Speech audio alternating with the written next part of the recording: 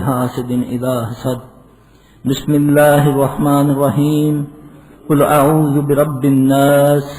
ملك الناس إله الناس من شر الوسواس الخناس الذي يوسوس في صدور الناس من الجنة والناس۔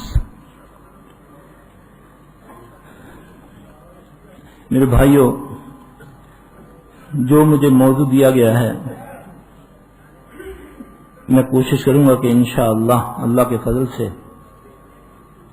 اسی پر رہوں اور کچھ سمجھا سکوں۔ یہ جو دو صورتیں میں نے آپ کے سامنے تلاوت کی ہیں، اس کا جو شان نزول ہے، زیادہ تر تمام احباب اس کو جانتے ہیں کہ نبی علیہ السلام صلی اللہ علیہ وآلہ وسلم پر جب جادو ہوتا ہے یہودیوں کی طرف سے، نبیل بن عاصم لعنتی کی بیٹیوں نے کیا، تو آپ صلی اللہ علیہ وسلم بیماری کی حالت میں تھے۔ جبرائیل کے علاوہ دو فرشتے آتے ہیں، ایک سر کی طرف کھڑا ہوتا ہے، ایک پاؤں کی طرف، ایک دوسرے سے سوال کرتا ہے کہ اس بندے کو کیا ہوا، دوسرا کہتا ہے کہ اس پر جادو ہوا۔ وہ کہتے ہیں کس نے کیا؟ کہا نبیل بن عاصم کی بیٹیوں نے کیا۔ اب جیسے ہی اللہ کے نبی صلی اللہ علیہ وآلہ وسلم کو یہ بات پتہ چلتی ہے تو آپ صلی اللہ علیہ وسلم ایک دم بیٹھتے ہیں، پھر اللہ سے دعا کرتے ہیں، پھر اللہ پاک خواب کے اندر ان کو نیند آتی ہے، پھر خواب میں آپ دیکھتے ہیں کہ وردن ایک جگہ ہے جہاں ایک کنواں ہے، کنویں کے اندر جڑوں کے اندر، کنویں کے اندر کھجور کی جڑیں ہیں، وہ اس طرح جیسے شیطان کے سینگ ہوتے ہیں، اس کے اندر کھجور کی چھال کے اندر آپ صلی اللہ علیہ وسلم کے داڑھی کے بال، ان پر گرے لگا کے اس میں بند کر کے رکھا ہوا ہے۔ اب نبی علیہ السلام صلی اللہ علیہ وسلم چند صحابیوں کو وہاں بھیجتے ہیں، وہ نکلوا کے آپ صلی اللہ علیہ وسلم جب آپ کے سامنے یہ جادو آتا ہے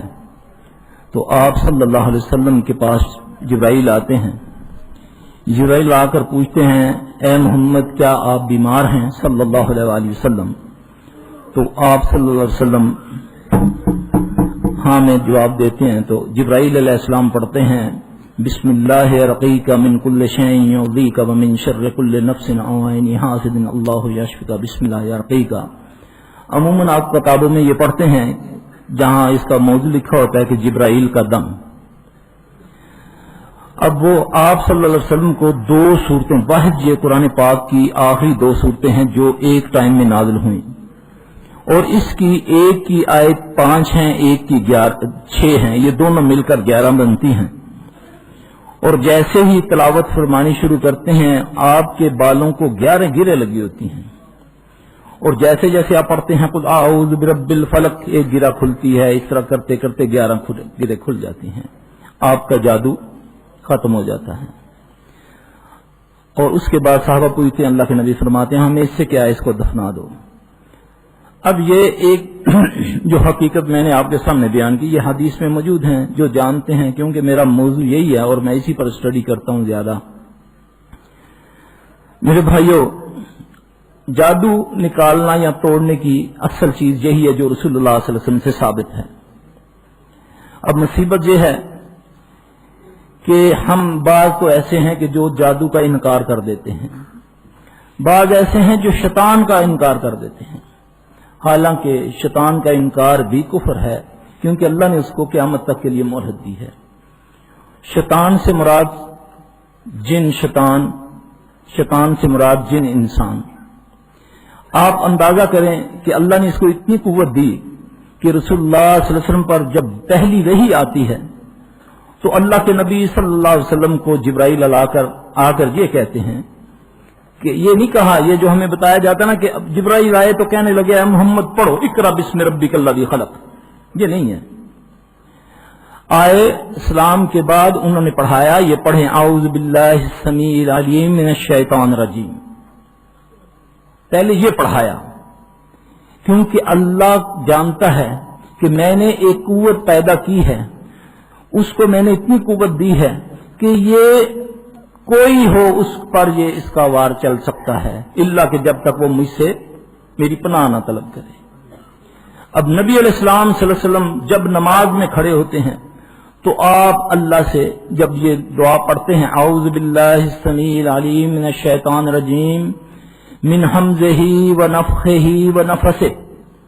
اے اللہ تو سمیع علیم ہے، میں تیری پناہ میں آیا اس رجیم سے، شیطان سے، اس کی پھونکوں سے، اس کے جادو سے اور اس کے وسوسوں سے۔ اب اس سے ثابت ہوا کہ یہ ہے، اس کی حقیقت ہے، تو نبی علیہ السلام صلی اللہ علیہ وسلم سے پناہ مانگتے ہیں۔ تو میرا بھائی سمجھنے کی یہ بات ہے کہ یہ جو ہمارے اوپر معاملات ہیں، جو آج ہمارے گھروں میں ہو رہا ہے، جو ہماری دکانوں میں ہو رہا ہے، بازاروں میں ہو رہا ہے، اس کی وجہ کیا ہے؟ کسی کے کاروبار میں کوئی مسئلہ ہوتا ہے، گھر میں کوئی مسئلہ ہوتا ہے، تو سب سے پہلے اس کے ذہن میں یہ ڈالا جاتا ہے کہ تیرے اوپر تیرے کسی نے جادو کیا ہوا ہے، اور اس سے وہ ایک تو خاندانوں میں عداوتیں شروع ہو جاتی ہیں، دوسرا وہ معاملہ وہی رہتا ہے، تیسرا پیشہ ور اخباروں میں مشہوریاں دے کر، بڑے بڑے اشتہار لگا کر جادو وہ جو سر چڑھ کے بولے تو بننا کیسی کیوں نہ ہو وہ پوری ہوگی، نعوذ باللہ یہ خدائی دعوے، اور جادوگر دعویٰ کرتے ہیں کہ جادو کا توڑ جادو سے۔ اللہ اکبر، میرا بھائی جادو کا توڑ جادو سے نہیں، جادو کا توڑ قرآن سے، اور اس طریقہ سے جس طریقہ سے محمد صلی اللہ علیہ وسلم نے فرمایا۔ تو اس کے لیے آسان کون ہے بندہ جس کو یہ نہیں آتا؟ قل اعوذ برب الفلق، ذرا اس کے معنی پہ غور کریں۔ قل اعوذ برب الفلق، میں اس فلق کے رب کی پناہ میں آیا، من شر ما خلق، جو شر اس کا ہے، جو تخلیق اس نے کیا، لیکن ہمیں بچنے کے لیے اس نے اپنے نبی صلی اللہ علیہ وسلم کے ذریعہ سے ہمیں سارے راستے بتا دیے، یہاں تک کہ ہمیں یہ بتایا گیا، یہاں تو معاملہ الٹ چل رہا ہے نا،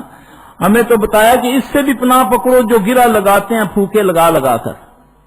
لیکن ہم انہی کے پاس توڑ کے لیے جاتے ہیں۔ من شر النفاثات فی العقد، جو گرا لگاتی ہیں پھوکے مار مار کے، ان سے پناہ پکڑنے کا حکم ہے، لیکن ہم ان کے پاس اپنے جادو کا علاج کے لیے جاتے ہیں۔ جادو کا علاج کیا ہے؟ جادو کا علاج ہے 5 وقت کی نماز، جادو کا علاج ہے عقیدہ توحید، اپنے خالق کو یہ کہنا کہ اے اللہ تو میرا الہ، تیرے علاوہ نہ کوئی میرا مشکل کشا، نہ کوئی حاجت روا، نہ کوئی بگڑی بنانے والا، نہ کوئی داتا، نہ کوئی غوث، صرف تو ہی ہے، تیری ہی عبادت کرتے ہیں، تجھ ہی سے مدد چاہتے ہیں، یہ ہے شرط عقیدے کی۔ پھر اس کے بعد 5 وقت اپنے خالق کے آگے جھکو، اس کی پناہ میں آؤ، پھر وہ بڑا غیرت والا ہے۔ ایک استاد اپنے شاگرد سے پوچھتا ہے کہ بتاؤ اگر ریوڑ کا کتا تیرے پیچھے پڑ گئے تو تم کیسے اس سے بچو گے؟ وہ بیچارے نے جو اس کے علم میں تھا اس نے کہا، استاد نے کہا نہیں بیٹا تم کوشش کرنا کہ کتے کے مالک کی طرف بھاگنا، پھر وہ کتے سے تجھے بچا لے گا۔ جب شیطان ہم پر حملہ ہوتا ہے تو ہمیں شیطان کے مالک کی طرف، شیطان کا مالک کون ہے؟ اپنے اللہ کی پناہ میں آ جائیں، پھر اس طریقہ سے جیسے پیارے محمد صلی اللہ علیہ وسلم نے فرمایا۔ اب اللہ کے نبی صلی اللہ علیہ وسلم صبح شام، اگر آپ کی دعاؤں پر غور تو کریں، اللہ کے نبی صلی اللہ علیہ وسلم صبح کرتے ہیں تب بھی شیطان کی پناہ میں، شام کرتے ہیں تب بھی گھر سے نکلتے ہیں تب بھی، ٹوائلٹ میں جاتے ہیں تب بھی، اپنی شرعی ضرورت بیویوں سے پوری کرتے ہیں تب بھی۔ ہماری بد نصیبی ہے کہ ہم ان چیزوں سے دور، آپ صلی اللہ علیہ وسلم فرمایا کہ اپنے بچوں کو اور اپنے جانوروں کو مغرب کے اذان کے بعد ان کو بند کر لیا کرو اپنے گھروں میں۔ آپ صلی اللہ علیہ وسلم فرمایا کوئلہ، ہڈی اور گوبر سے استنجا نہ کیا کرو، بتایا جانتے ہیں۔ آپ صلی اللہ علیہ وسلم فرمایا راستوں میں پیشاب نہ کیا کرو، آپ صلی اللہ علیہ وسلم فرمایا بلوں میں پیشاب نہ کیا کرو، درختوں کے نیچے پیشاب نہ کیا کرو، یہ بتا دیا ہمارے پیارے نبی صلی اللہ علیہ وسلم نے۔ آپ نے یہاں تک فرمایا ہماری بد نصیبی یہ ہے کہ ہمیں بتایا بہت کچھ جاتا ہے، عملاً بھی بتایا جاتا ہے، مگر جو